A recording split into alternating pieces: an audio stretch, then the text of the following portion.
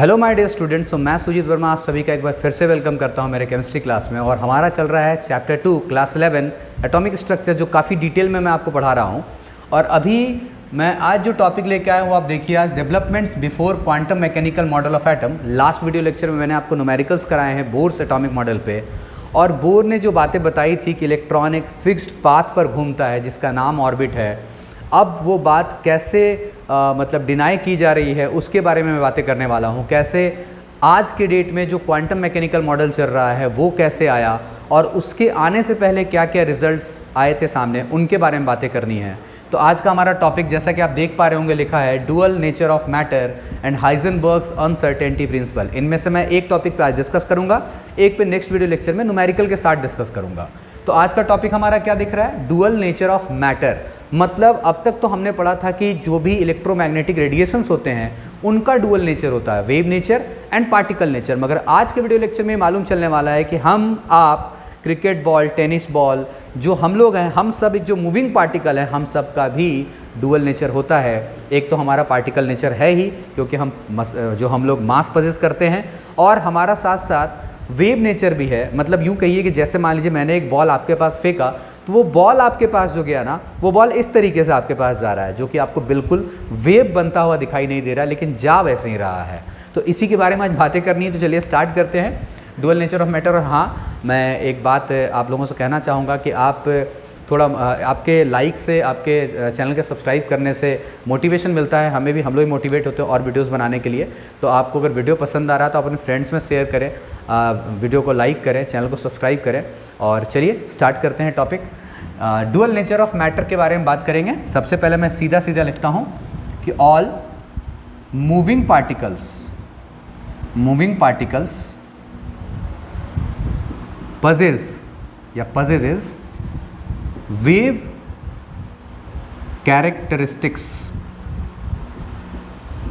ये जो लाइन है ना, ये बहुत इंपॉर्टेंट है कि जितने भी मूविंग पार्टिकल्स होते हैं, मूविंग पार्टिकल्स, देखिए पार्टिकल जो है उसका पार्टिकल नेचर तो है ही, जैसे इलेक्ट्रॉन, क्योंकि हमें बात यहाँ इलेक्ट्रॉन पे ही करनी है। तो इलेक्ट्रॉन का जो पार्टिकल नेचर है वो तो है ही, साथ साथ इलेक्ट्रॉन का वेव नेचर भी है। और आज आपको ये पता चलेगा कि डी ब्रॉय जिस बात को बताने में बिल्कुल सक्षम नहीं हो पाए थे कि वो mvr = nh/2π क्यों आ रहा है, वो इलेक्ट्रॉन हमेशा nh/2π पे ही क्यों दिखाई दे रहा है, डी ब्रॉय जो कि अब आने वाले हैं नए साइंटिस्ट, उनके रिजल्ट से ये बात क्लियर हो गई कि इलेक्ट्रॉन आखिर उसी पाथ पर क्यों दिखाई दे रहा था। तो बहुत इंपॉर्टेंट है आज का video lecture.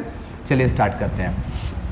All moving particle possess wave characteristics का मतलब है कि जो पार्टिकल है वो वेव नेचर भी रखता है। वेव नेचर रखता है मतलब उसका अपना वेवलेंथ भी होता है। वेव नेचर है तो वेवलेंथ होगा। प्रीवियस वीडियो से मैंने आपको बहुत डिटेल में पढ़ाया है इन सभी चीज़ों को। तो स्टार्ट करते हैं ऐसे कि अब देखिए, इसको मैं अभी फॉर्मूला पहले बना के दिखाता हूँ आपको, कि अभी टॉपिक का नाम लिख दे रहा हूँ डी ब्रॉय। अब यहाँ डी ब्रॉगली लिखा है, चलिए डी ब्रॉय पढ़ा जाता है इनका नाम। डी ब्रॉगलीज इक्वेशन, क्या उन्होंने इक्वेशन बनाया है मूविंग पार्टिकल्स के लिए, वो हम लोग देखते हैं। सबसे पहले तो आप जानते हैं ना E = h², ये आपने पहले पढ़ा है। कहाँ पे पढ़ा, याद कीजिए। E = h², आपको मैंने पढ़ाया मैक्स प्लैंक की थ्योरी में, है ना। मैक्स प्लैंक की थ्योरी में E = h², जब पार्टिकल नेचर के बारे में बात हो रहा था, ब्लैक बॉडी रेडिएशन वगैरह। तो ये इक्वेशन 1 इसको हम लोग बना लेते हैं। और दूसरा जो इक्वेशन है वो आइंस्टीन का E = mc², आपको ये मालूम होगा। ये एनर्जी और मास के बीच का रिलेशन जो आइंस्टीन ने बनाया वो मैंने लिखा है, E = mc²। ये भी एनर्जी है h², जहाँ h क्या है, प्लैंक्स कांस्टेंट, न्यू क्या है, फ्रीक्वेंसी ऑफ वेव। और E = mc², यहाँ पर आप जानते हैं m जो है वो मास ऑफ द पार्टिकल है, और यहाँ पे c जो है वो स्पीड ऑफ लाइट है। तो ये दोनों रिलेशनशिप में आप देखोगे कि ये भी एनर्जी है, तो ऑब्वियसली लेफ्ट साइड बराबर है तो राइट साइड भी इक्वल होगा। तो यहाँ से क्या किया इन्होंने कि 1 और 2 को जब कंबाइन किया, फ्रॉम 1 and 2, जब इसको कंबाइन किया तो h ν लिखा m × c², m × c का स्क्वायर लिख दिया। अब यहाँ पर एक चीज़ देखने लायक थी कि ये जो न्यू है, जिसका वैल्यू हम लोग जानते हैं कि c/λ होता है, क्योंकि याद होगा आपको c = λ²। तो यहाँ से अगर आप न्यू की वैल्यू निकालोगे, न्यू की वैल्यू तो आएगा c/λ। यहाँ हम प्लेस कर रहे हैं h × c/λ = mc²। ये न्यू की वैल्यू हमने यहाँ प्लेस कर दी। अब ये c को एक बार कैंसिल करेगा तो क्या रिजल्ट बच रहा है, यहाँ पे हमारा रिजल्ट आ रहा है h/λ = m × c। तो यहाँ से अगर मैं लैम्डा की वैल्यू निकालना चाहूँ तो लैम्डा को ऊपर लेके जाइए और m × c को नीचे लेके आइए, m × c। ये lambda is equal to H by M into C जो रिजल्ट आया, अब इसी रिजल्ट में थोड़ा सा इम्प्रोवाइजेशन डी ब्रॉय ने अपने तरफ से किया। वो ये किया कि सी जो कि हमारी स्पीड ऑफ लाइट है, जो कि हमारी क्या है, स्पीड ऑफ लाइट है, तो यहाँ बात हो रहा था एक मूविंग ऑब्जेक्ट के बारे में, मूविंग पार्टिकल के बारे में, जिसका हमेशा से वेलोसिटी हम लोग v यूज़ करते हैं, तो इसलिए हमने लैम्डा की जगह लिखा h by M into V लिखा। ठीक है, v क्या है यहाँ पे, वेलोसिटी ऑफ ऑब्जेक्ट। v क्या है, वेलोसिटी ऑफ ऑब्जेक्ट। ठीक है, तो lambda is equal to H by M into V जो रिलेशनशिप डी ब्रॉय ने बनाया है, इस इक्वेशन से बहुत आसानी से आप किसी मूविंग ऑब्जेक्ट का h आपको मालूम प्लैंक्स कांस्टेंट है 6.626 into 10 to the power -34 joule second, और जूल सेकेंड को आपको kg मीटर स्क्वायर पर सेकेंड भी लिखना है, ये भी मैंने आपको बता दिया है, फिर से लिख के बता दे रहा हूँ। h इज इक्वल टू 6.626 या 63 into 10 to the power -34 kg metre square पर सेकेंड। अब मैं इसको यूज़ करने वाला हूँ आज के डे पे, या फिर हाँ आज ही बना के दिखाऊंगा आपको। kg मीटर स्क्वायर पर सेकेंड है, वो वैल्यूज़ आप यहाँ पे प्लेस करोगे, h की वैल्यू, m की वैल्यू क्या, मास ऑफ द ऑब्जेक्ट होगा, और v क्या यहाँ पर होने वाला, वेलोसिटी ऑफ ऑब्जेक्ट होने वाला है। अगर ये तीनों वैल्यूज़ आपको मालूम होंगे तो आप एक बहुत आसानी से किसी भी मूविंग ऑब्जेक्ट का लैम्डा निकाल सकते हैं, मतलब उसका वेवलेंथ निकाल सकते हैं। इट मीन टू से कि जो मेरा पार्टिकल है वो वेव की तरह मूव कर रहा है और मैं आसानी से उसका क्या निकालूंगा, वेवलेंथ निकालूंगा। घबराने की बिल्कुल बात नहीं है, मैं आज वेरीफाई भी करके दिखाने वाला हूँ। ये फॉर्मूला आप नोट कीजिए जल्दी से, मैं वेरीफाई करके दिखाऊंगा कि कैसे बोर के एटॉमिक मॉडल को ये वाला वैल्यू जो है वेरीफाई कर रहा था, और बोर के क्वांटिजेशन ऑफ एंगुलर मोमेंटम को भी ये वेरीफाई कर रहा था। अभी मैं आपको बताने वाला हूँ, पहले आप इसको नोट कीजिए या स्क्रीनशॉट लीजिए।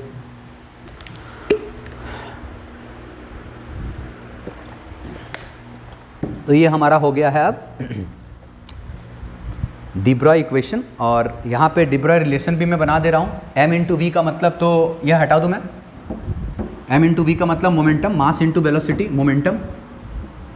तो अगर मैं मोमेंटम के टर्म्स में लिखूँ तो मैं लिखूँगा lambda is equal to H by P, जहाँ पर p क्या है, मेरा मोमेंटम है, और p अगर मोमेंटम तो it can be written as lambda is inversely proportional to momentum.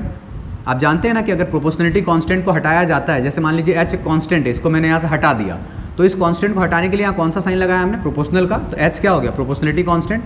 इसको डी ब्रॉय या डी ब्रॉगली बोल लीजिए, जैसे मैंने कहा था कि ये इक्वेशन है, तो इसको डी ब्रॉगली रिलेशनशिप कहा जाता है। ठीक है, lambda is inversely proportional to momentum.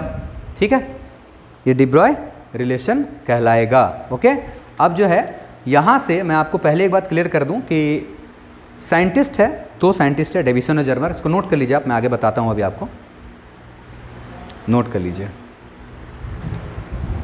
हटा दें, पूरा ही हटा देते हैं, पहले ये फॉर्मूला रहने देते हैं, सिर्फ टॉपिक का नाम हटा दो, क्योंकि आज तो हाइजेनबर्ग्स नहीं पढ़ना है, अभी सिर्फ डुअल नेचर ऑफ मैटर पढ़ रहे हैं हम लोग। और lambda equal to H by M into v याद रखें। ठीक,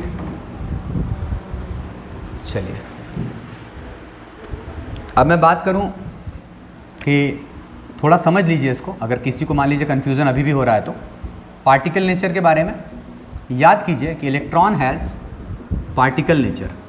कहाँ देखा था हमने, आपको मैंने बताया ना, जब एक पार्टिकल दूसरे पार्टिकल के ऊपर हिट करता है तो there will be some impact, definitely there will some impact. तो याद होगा आपको कि इलेक्ट्रॉन ने सेंटिलेशन किया था। सेंटिलेशन का मतलब ग्लो करना होता है, कब, जब वो जिंक सल्फाइड के स्क्रीन पर टकराया था। तो ये तो इलेक्ट्रॉन के पार्टिकल होने की पहचान है। और लैटर जो है, इस एक्सपेरिमेंट के बारे में ज़्यादा बात नहीं करूँगा, लेकिन वेव नेचर के बारे में आपको नाम कम से कम बता देता हूँ ज़रूर। वेव नेचर के ऊपर एक्सपेरिमेंट खास करके किया डेविसन एंड जर्मर ने, दो साइंटिस्ट हैं डेविसन और जर्मर। 1927 और 1928 के अप्रॉक्स में इन दोनों अपने एक्सपेरिमेंट से बताया कि इलेक्ट्रॉन का वेव नेचर भी होता है। मतलब according to Niels Bohr electron कुछ इस तरीके से घूम रहा है, एक फिक्स्ड पाथ पर घूम रहा है ना, फिक्स्ड ट्रैजेक्टरी है बिल्कुल, जो कि एक सर्कुलर पाथ है, और इसको वो क्या बुला रहे थे, ऑर्बिट। और अब जो ये बात निकल के आ रही है कि इलेक्ट्रॉन एक्चुअली में न्यूक्लियस के चारों तरफ जो घूम रहा है वो कुछ, ये देखिए, फिक्स्ड पाथ पर नहीं घूम रहा है, वेव बनाते हुए घूम रहा है। आप देख रहे हैं, एक वेव की तरह घूम रहा है। ठीक है, न्यूक्लियस को बीच में कर देता हूँ, ओके। तो ये है इलेक्ट्रॉन का पार्टिकल नेचर, यहाँ पर डिफाइन हो रहा था पार्टिकल नेचर, क्योंकि नील बोर कह रहे थे कि इलेक्ट्रॉन जो है पार्टिकल की तरह है।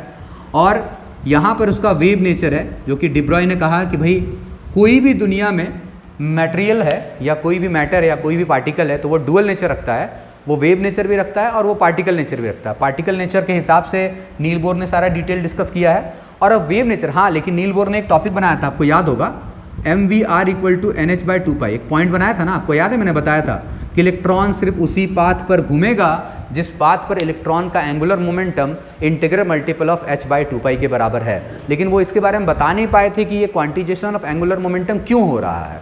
प्रीवियस वीडियो लेक्चर देखिएगा, एक एक बात क्लियर होगी। मैं यहाँ जो आपको समझा रहा हूँ पीछे से कनेक्टेड है, तो इसके बारे में भी मैं आपको बताऊंगा और आज एक्चुअली प्रूव करके दिखाऊंगा कि हाँ, इलेक्ट्रॉन के जो वेव नेचर के बारे में डिब्रॉय बता रहे हैं या किसी भी पार्टिकल के वेव नेचर के बारे में जो डिब्रॉय बता रहे हैं, उस वेव नेचर से ये वेरीफाई हो जाएगा कि एक्चुअली में angular momentum of electron nh/2π आ रहा था। तो पहले आप इन सब चीज़ों को नोट करें, पार्टिकल नेचर का क्या मतलब है, वेव नेचर किसने बताया। नील बोर के हिसाब से इलेक्ट्रॉन पार्टिकल की तरह मूव कर रहा है फिक्स सर्कुलर पाथ में, और डेविसन जर्मर के हिसाब से एंड डिब्रॉय के हिसाब से ये क्या कर रहा है, वेव की तरह मूव कर रहा है, फिक्स ट्रैजेक्टरी पे मूव नहीं कर रहा। नोट कीजिए इसको, आगे चलते हैं, नोट कीजिए। अब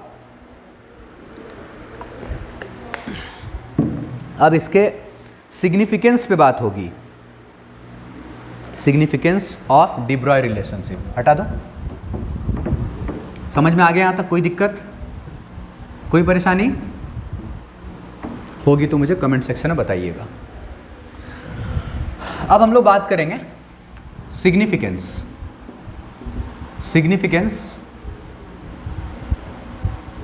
ऑफ डिब्रॉय रिलेशनशिप। सिग्निफिकेंस क्या था? सिग्निफिकेंस का मतलब होता है कि ये किसके लिए वैलिड था। तो मैं आपको बता दूं कि इसका सिग्निफिकेंस ये था, इट या वेवलेंथ जो लैम्डा आप निकालोगे वेवलेंथ होगा, इज ऑब्जर्वेबल,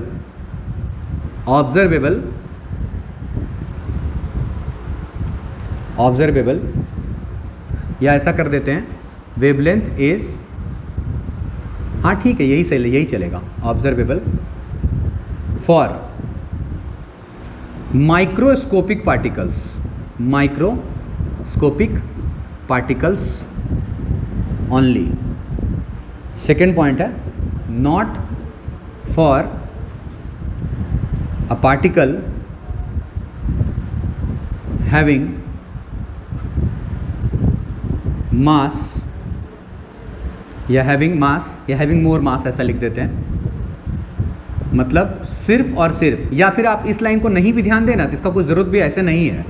मेरे को इसी पॉइंट के बारे में आपको बताना था, सिग्निफिकेंस क्या है इसका, कि ये जो डिब्रॉय ने रिलेशनशिप बनाया था, उन्होंने अपने एक्सपेरिमेंट में ऐसा देखा और ऐसा समझा और हमें भी बताया कि कौन सा पार्टिकल आपको वेव की तरह मूव करता हुआ दिखाई देगा। सिर्फ वही पार्टिकल्स आपको वेव के जैसे मूव करते हुए नजर आएंगे जो पार्टिकल माइक्रोस्कोपिक है, मतलब बहुत ही छोटे हैं, जो माइक्रोस्कोप से दिखाई देंगे। इसलिए टेनिस बॉल हम लोगों को वेव की तरह आता हुआ दिखाई नहीं देता, लेकिन चलता वो भी वेव की तरह है, वो भी एक स्ट्रेट लाइन मूव नहीं करता।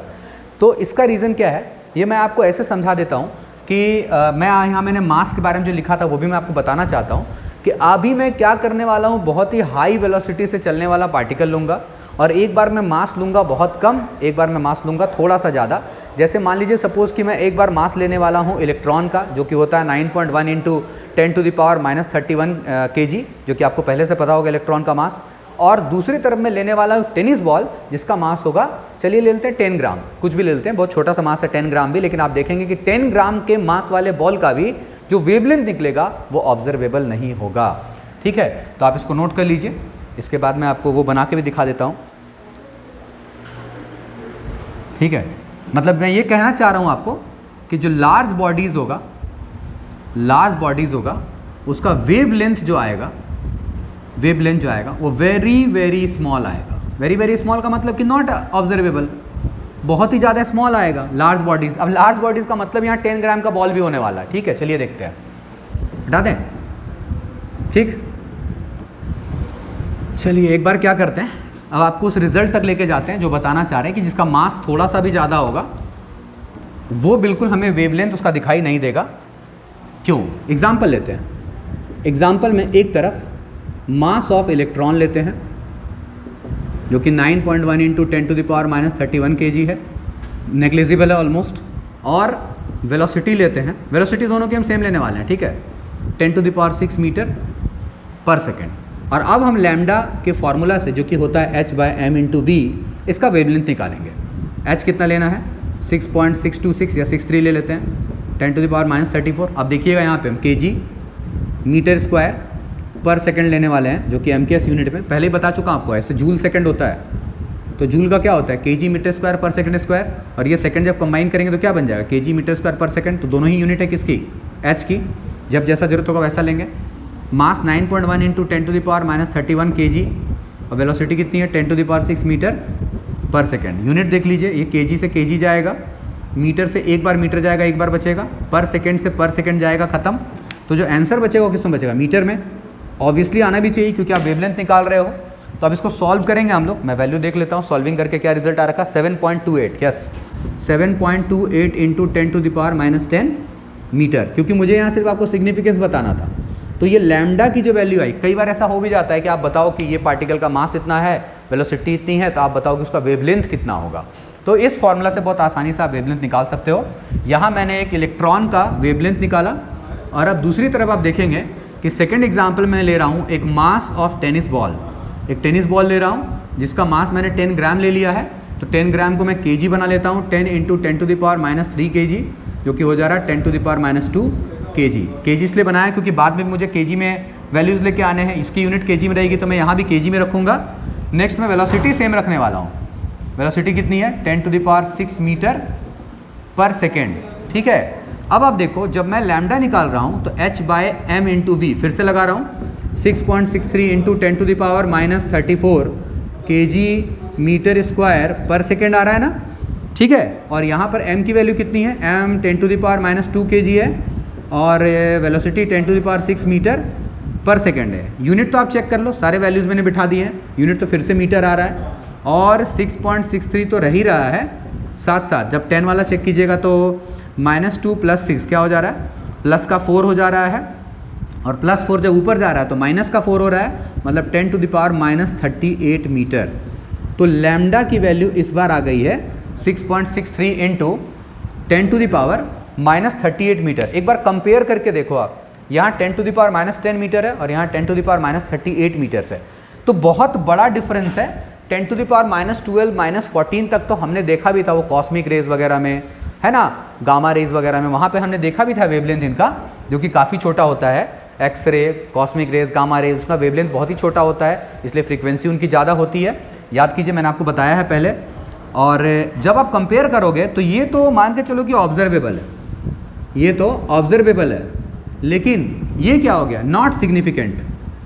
नॉट सिग्निफिकेंट मतलब ये बिल्कुल सिग्निफिकेंट नहीं है, ऑब्जर्वेबल नहीं है। इतना छोटा आ रहा है वैल्यू कि बिल्कुल भी। अब देखिए वेव्स कैसे दिखाई देंगे। इलेक्ट्रॉन का वेव, ये देखिए इलेक्ट्रॉन वेव की तरह चल रहा है। ये देखिए बॉल का वेव, मैं बना रहा हूँ वेव, देखिएगा, ये देखिए मैंने वेव बनाए, बट इतना छोटा इसका वेवलेंथ है। वेवलेंथ आप जानते हैं ना, 2 कॉन्जिक्यूटिव क्रेस्ट के बीच का जो डिस्टेंस होता है, सब पढ़ाया हुआ आपको। आप प्लेलिस्ट चेक करो, वहाँ एक एक चीज़ पढ़ाया हुआ डिटेल में, पूरा हर चीज़ के लिए अलग अलग से वीडियो बना के मैंने दिया है। तो जब मास ऑफ बॉल जब आप वेवलेंथ ऑफ बॉल देखोगे, इतना छोटा है कि वो बिल्कुल वेव की तरह चलता हुआ दिखाई नहीं दे रहा। समझ रहे हो? बिल्कुल वेव की तरह चलता हुआ दिखाई नहीं दे रहा। लेकिन इलेक्ट्रॉन को देखो आप, उसका वेवलेंथ थोड़ा ऑब्जर्वेबल है, इसलिए वेव की तरह चलता हुआ दिखाई दे रहा है। इसका मतलब ये हो गया, फाइनली मैं यहाँ लिख दूँ, यहाँ बॉक्स बना के लिख रहा हूँ कि lambda is inversely proportional to mass. ये फाइनल रिजल्ट है मेरा कि मास जब इंक्रीज करेगा, मास जब इंक्रीज करेगा तो लैम्डा की वैल्यू क्या होगी? डिक्रीज होगी। मतलब मास ज़्यादा होगा तो वेवलेंथ कम होगा, मास कम होगा तो वेवलेंथ ज़्यादा होगा। क्या ये बात आपको क्लियर हो गई है? बहुत ही इजी टॉपिक है, ये सिग्निफिकेंस है इसका। अब आप इन दोनों को नोट कीजिए अच्छे से। अब एक बहुत छोटा सा 1-2 पॉइंट है, वो मैं आपको बता दे रहा हूँ। और हाँ, वो रिलेशनशिप भी स्टेबल करना है ना, स्टेबलाइज करना है। तो लिख लीजिए इसको, लिखिए, लिखिए लिखिए।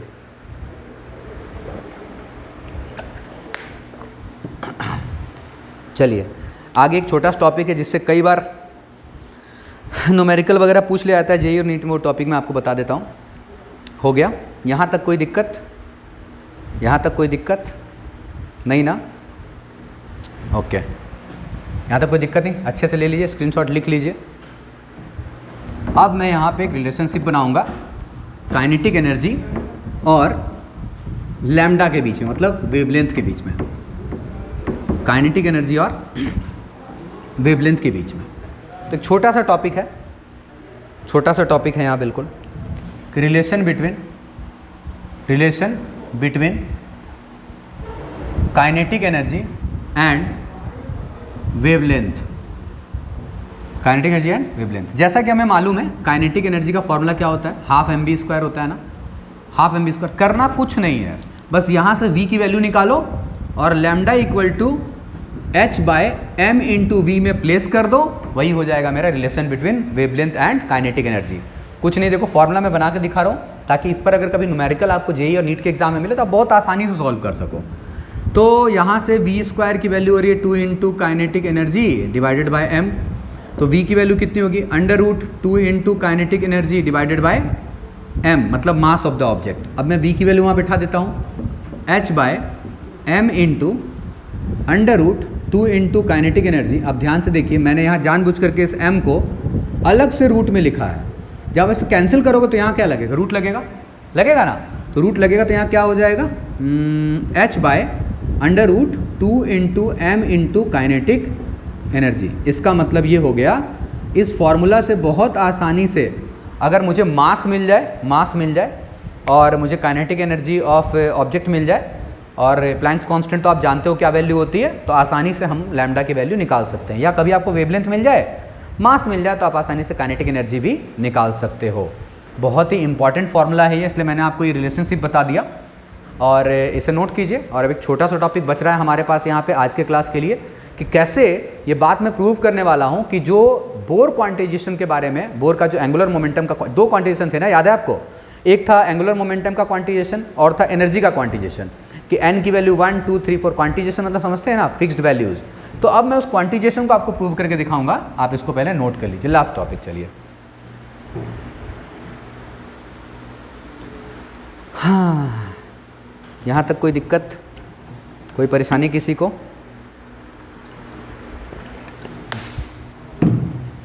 अब लास्ट टॉपिक पे चलते हैं। हटा दे।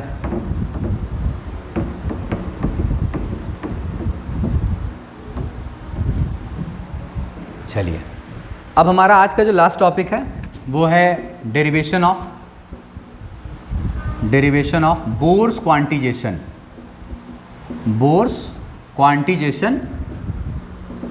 Of angular momentum. लाइट का थोड़ा इशू तो है हमारे पास। एंगुलर मोमेंटम, याद कीजिए क्या फॉर्मूला था नील बोर का, mvr इक्वल टू NH/2π। लेकिन इसके बारे में बिल्कुल बता नहीं पा रहे थे कहाँ से आ रहा है, बस बता रहे थे कि भाई ऐसा हो रहा है कि इलेक्ट्रॉन हर एक पाथ पर नहीं घूम रहा है, इलेक्ट्रॉन सिर्फ उसी पाथ पर घूम रहा है जिस पाथ पर घूमने वाले इलेक्ट्रॉन का angular momentum integral multiple of h/2π के बराबर है। क्या है ये? Angular momentum. ये सब मैंने आपको पढ़ाया है, अलग से इसका वीडियो अवेलेबल है, आप देखेंगे। वो टॉपिक बोर एटॉमिक मॉडल के नाम से अवेलेबल है, आप उसको देख सकते हैं जा करके, पूरा डिटेल में वहाँ समझाया मैंने। अब डेरिवेशन क्या था आप ऐसे समझें कि according to Niels Bohr electron ऐसे घूम रहा है, ठीक है, और बाकी अब डिब्रॉय का कॉन्सेप्ट है कि पार्टिकल की तरह घूम रहा है। डेविसन जर्मर भी क्या बोल रहे हैं कि पार्टिकल जो है वेव की तरह घूम रहा है, इस तरीके से घूम रहा है। अब खुद सोचिए ना आप, पाथ चाहे कोई भी हो, इलेक्ट्रॉन डिस्टेंस तो उतना ही कवर कर रहा है। अब आप देखो, मान लो कि एक सर्कुलर पाथ है, इसका कोई ना कोई रेडियस तो होगा, अकॉर्डिंग टू नील बोर कोई ना कोई रेडियस होगा। तो लेट अस सपोज कि ये जो पाथ है पूरा सर्कुलर पाथ, उसका रेडियस जो है r है, तो जिस पाथ पे वो घूम रहा है वो क्या कहलाता है? सर्कमफेरेंस कहलाता है कि नहीं? और सर्कमफेरेंस कितनी होगी? 2πr। ध्यान से समझिएगा, ये लाइन समझ गया तो पूरा ही काम क्लियर हो जाना है। 2πr, तो सर्कमफेरेंस आ गया है 2πr।